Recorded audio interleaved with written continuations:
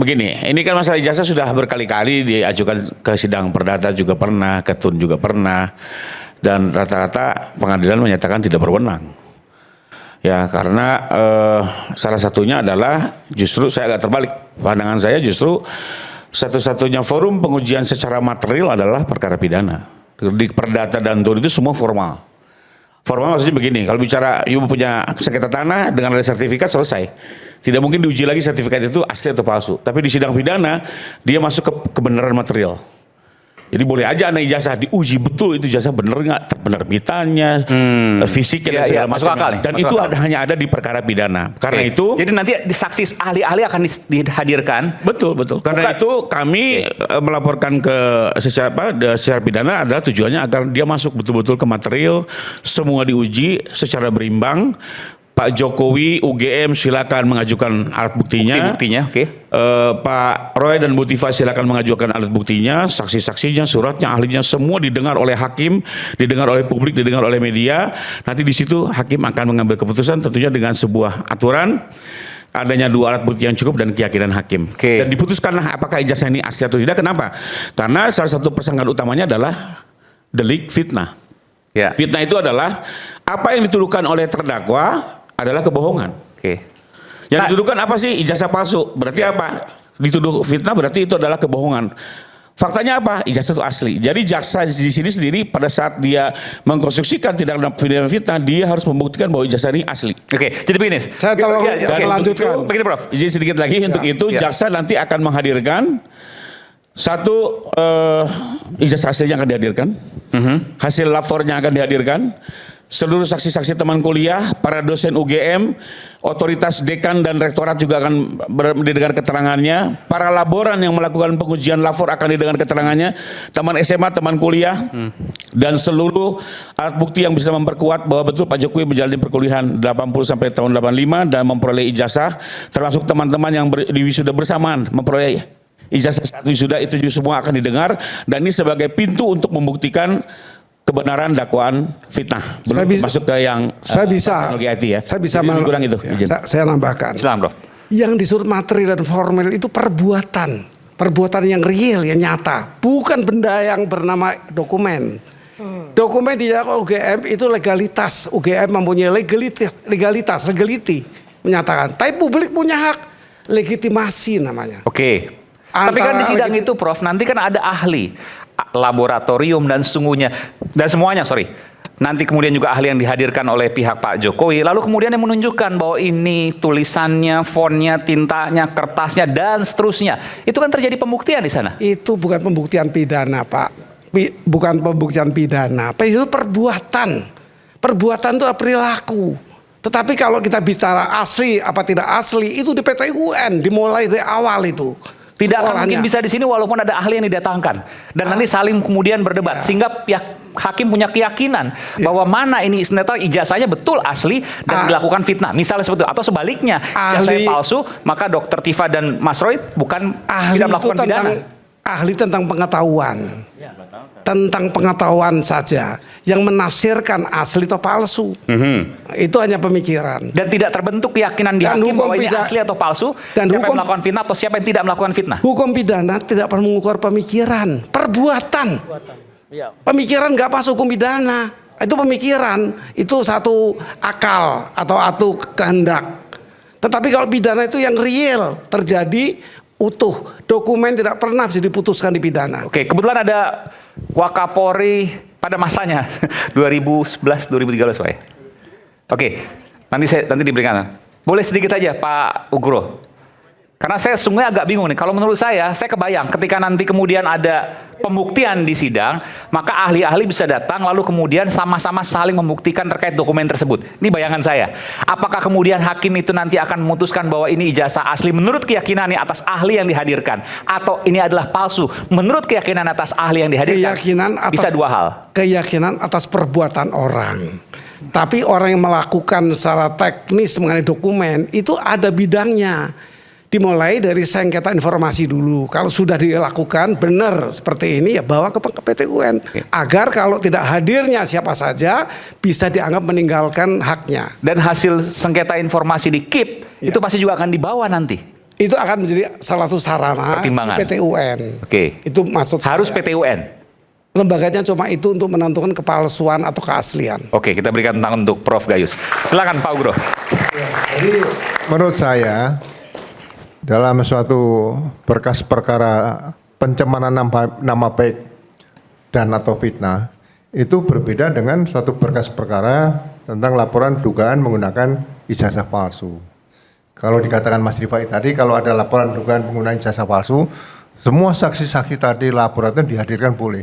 Kalau pencemaran nama baik kan hanya mencemarkan nama baik dan fitnah. Kenapa harus membawa orang-orang yang ahli lapor dan sebagainya? Ya, alat bukti dalam rangka pencemaran nama baik apa saja, itu saja. Jadi berkas perkara cukup tipis, nggak usah 1,5 meter seperti itu. Jadi bedakan berkas perkara tentang pasal dugaan ijazah palsu dan satu lagi berkas perkara dengan dugaan pencemaran atau fitnah seperti itu. Tapi saya tanya ke Pak Ugro. Pak Ugro setuju dengan apa yang disampaikan oleh Prof Gayus bahwa tidak akan mungkin pembuktian itu bisa dilakukan di persidangan terkait ijazah itu asli atau palsu?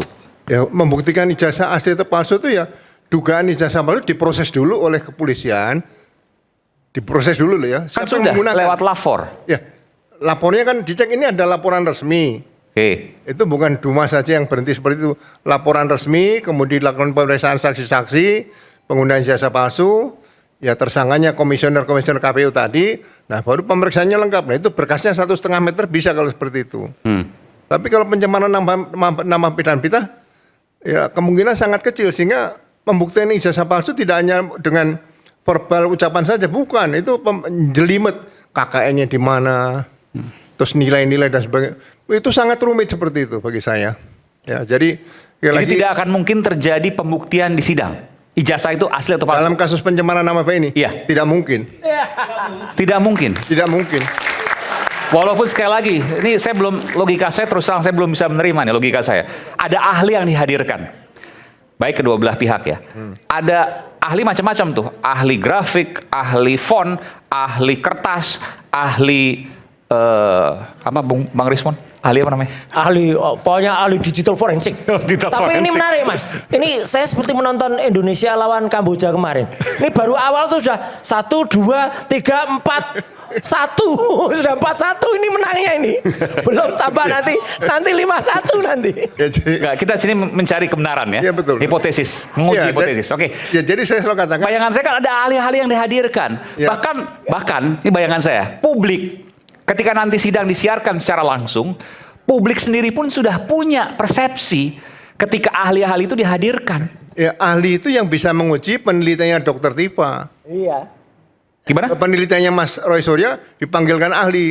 Ini betul nggak peneliti dokter? Oke. Diadu dulu nih.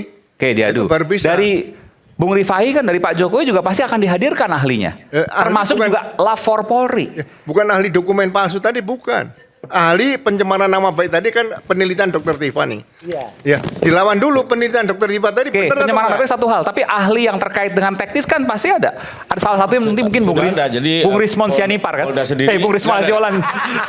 Polda sendiri sudah Respon tuh ahli palsu. memeriksa beberapa ahli ya. Jasanya juga palsu. Baik ahli digital forensik, ahli forensik konvensional, termasuk beberapa laboran, termasuk guru-guru besar, termasuk para peneliti. Iya. Yang akan nanti menyimpulkan apakah tindakan Pak Roy dan Bu Tifa ini adalah bagian dari penelitian atau bukan. Jadi ahli Nanti teknis pun ada ahli-ahli yang akan membahas itu. dan ahli sosial terkait dengan ijazah itu. Sebanyak ahli ya, dari ahli teknis, digital forensik, termasuk ke ijazah langsung, termasuk juga ilmu kedokteran, ilmu telematika, ilmu IT segala macam ada. Dan menurut saya nanti menarik lah ya. Psikologi juga ada. Psikologi enggak ada. Nggak ada, oke. Tapi semua artinya gini, pihak jaksa kan harus berkeyakinan pertama ijazah ini asli karena itu dia mendakwa fitnah. Harus bersih dulu ya. Karena bedanya fitnah sama pencemaran itu adalah kalau fitnah yang disebarluaskan adalah kebohongan. Kalau pencemaran yang disebarluaskan adalah kebenaran. Jadi dia harus buktikan bahwa yang disebarluaskan ini adalah ketidakbenaran. Yang benar apa? Ijazah itu asli. Itu satu. Ya. Kedua, bahwa ini dilakukan dengan niat jahat. Ini kan cara berpikir jaksa ya. Nanti tinggal dikonter bahwa itu mungkin bagian dari penelitian. Nah, tapi jaksa juga sudah menyiapkan juga ahli-ahli bahwa yang dilakukan oleh para terdakwa ini bukan bagian dari penelitian dan itu hanya bagian dari alibi. Nanti ada ahli-ahli yang menjelaskan keilmuan-keilmuan atau argumen yang dibangun, antitesisnya seperti apa. Nah, nanti ini semua akan didengar oleh hakim dan hakim akan mengambil keputusan. Saya bisa. Ada mau tidak mau begini, saya ingin mengomentari betul dalam pidana ini bicara perbuatan, tapi adalah yang dipersoalkan adalah apakah tuduhan bahwa ijazah palsu itu benar adanya atau tidak. Itu yang mau yang dibuktikan. Lalu kedua, nanti perbuatan ada mens rea, itu lain lagi. Nah, saya izin sedikit mengomentari, saya nggak sependapat bahwa kalau ini dibawa itu selesai. Karena di petun itu justru kewenangannya yang satu, membatalkan sebuah katun. Jadi bisa membuktikan, dia tidak bisa menyatakan ijazah itu asli atau palsu. Yang bisa dinyatakan adalah membatalkan sebuah ijazah, dia bisa. Jadi sifatnya tugas tun itu adalah membatalkan katun, bukan menyatakan katun itu asli atau tidak asli atau palsu ya. Asli palsu sih dalam pandangan saya itu tetap domain peradilan pidana. Sementara tun itu adalah pengujian untuk membatalkan, itu juga bukan untuk mengesahkan sebuah katun. Itu domain kewenangan dari peradilan tun. Karena itu ada beberapa upaya dibawa ke petun ditolak juga oleh petun gitu. Jadi ini sudah putar-putar di mana-mana, Prof. Jadi sudah diperdata berkali-kali, dicoba di CLS, nggak pernah selesai ke pokok perkara, dan mudah-mudahan nanti paling tidak di perkara yang bergulir ini, yang di PN Timur ini, paling tidak sebuah alat bukti lah disajikan. Kita coba dengan asas peradilan yang cepat, sederhana dan murah, apakah bisa diambil suatu keputusan yang berkeadilan, dan paling tidak ini bisa disaksikan oleh seluruh masyarakat. Begini, saya sekali lagi saya di tengah ya. Tapi apa yang logika saya menerima apa yang disampaikan oleh Bung Rifai, Prof. Mohon maaf, kenapa? Karena ketika ada ahli-ahli yang dihadirkan, ada UGM yang dihadirkan, maka terjadilah pembuktian ijazah itu asli atau tidak dalam persidangan. Saya akan menyikapi mengenai ahli. Ahli tidak selalu sama. Kita contoh kopi beracun.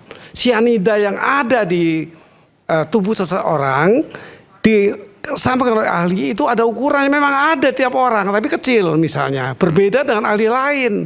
Jadi ahli tidak selalu bisa dipakai sebagai sesuatu yang absolut. Tentu perbedaan keahlian, karena itu ada di pikiran orang, bukan di perbuatan. Dan itu tidak bisa membentuk keyakinan hakim, mana asli, mana tidak. Mana itu pembunuhan untuk Mirna ya misalnya. Tadi saya mana katakan tidak. itu di hakim. Hakim mempunyai legal yang konkreto. Itu hakim memang, tapi jangan sebut ahli, hakim. Kalau ahli tidak ada keterkaitan. Atas pendapat ahli kan? Pendapat ahli yang diyakini oleh hakim, makanya menjadi keyakinan hakim. Karena berbeda-beda. Kopi beracun itu berapa ahlinya dari Australia datang, Pak Otto Hasibuan juga pendapat lain.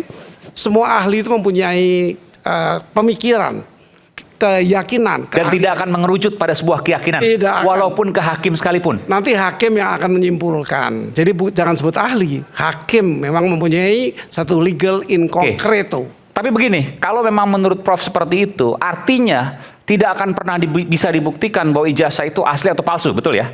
Di dalam sidang itu? Di sidang pidana tidak bisa, kecuali di PT UN. Tadi juga saya tidak sependapat kalau prosedur di pidana penerbitan. Ini, pidana nggak akan bisa kan? Tidak akan ketemu. Artinya, delik fitnah itu yang kemudian didakwakan tidak akan pernah bisa dikabulkan dong oleh hakim, karena nggak tahu mana yang asli mana yang palsu. Eksepsi terhadap dakwaan pencemaran baik, fitnah itu sudah dipatahkan, sudah ditolak, dikembalikan ke jaksa. Artinya tidak diproses lagi. Dan diperbaiki. Tidak suruh diperbaiki. Kalau ada orang mau memperbaiki, cari hukum acaranya sebagai legal in abstracto, coba diajukan lagi. Jadi ini akan betul apa yang disampaikan oleh Bung Ferdinand nanti. Ya. Ini fitnahnya tidak akan terbukti ke depan. Dikembalikan. Anti klimaks. Anti klimaks. Ya. Anti klimaks. Anti klimaks. Sekali lagi saya tanya Prof Gayus. Prof Gayus selama menjadi hakim agung. Dan dikembalikan untuk tidak diamanatkan, diulang, diperbaiki, tidak. Hakim hanya mengembalikan, tidak lebih lanjut. Tidak ada pembuktian. Fitnahnya tidak terbukti, ijazahnya juga tidak akan terbukti. Memang belum tahap pembuktian, tapi hakim berkeyakinan ini diterima eksepsinya. Kemudian yang didalilkan bahwa ini asli UGM itu legalitas, bukan legitimasi.